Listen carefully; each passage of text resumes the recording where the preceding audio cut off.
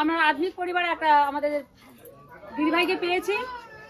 ঈশ্বরের কাছে আসাতে ওনার জীবন ঈশ্বর কি কার্য করেছে আমরা প্রত্যেকে সাক্ষী শুনবো।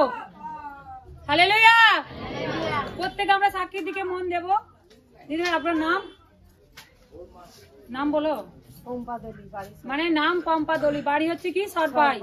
2 বছর ধরে মন্ডলীতে যুক্ত, তাই তো? হালেলুয়া। এখানে লেখা আছে আপনার গলায় কি ছিল? আপ ছিল একটা, আর কি ছিল? বুকের যন্ত্রণা। সমস্যা এই ছিল, কিন্তু এই সমস্যার জন্য আপনি কোথায় কোথায় গিয়েছিলেন? Homeopathy doctor দেখাতেন?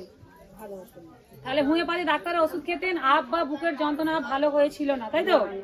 তাই আপনি 2 বছর এই মন্ডলীতে যুক্ত হওয়ার পরে আপনার জীবনে কি হয় বলুন, কি ঘটে তারপর?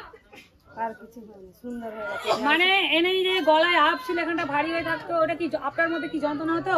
হ্যাঁ, লাগতো যন্ত্রণা হতো, আর খেতে পারতেন না, বুকে লাগতো, তাই তো? বুকে লাগতো। কিন্তু উনি হোমিওপ্যাথি ওষুধ খেয়ে ওখানে কমেনি বা বুকের যন্ত্রণা যায়নি।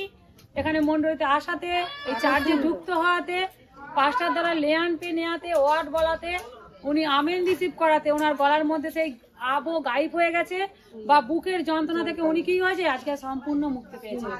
তাই ঈশ্বরের আত্মা ওনার মধ্যে কি করলেন? স্পর্শ করলেন। ঈশ্বর পরমেশ্বরের দাঁত দ্বারা কি ঈশ্বর কি করলেন? লেয়ান করাতে, ঈশ্বর আত্মার টাচ করাতে, ওনার ঈশ্বরের শক্তি ওর মধ্যে স্পর্শ করাতে উনি আজকে সেই সমস্ত সেই রোগ থেকে, যন্ত্রণা থেকে বা গলার আপ থেকে উনি সম্পূর্ণ কি আজকে মুক্ত। আমরা দেখতে পাচ্ছি তো যে যিনি দাঁড়িয়ে জীবন্ত ঈশ্বরের সাক্ষী দিচ্ছে। ঈশ্বর পায় না, পারে না? তাই সেই জীবন্ত ঈশ্বরের জন্য জোরসে হালেলুয়া।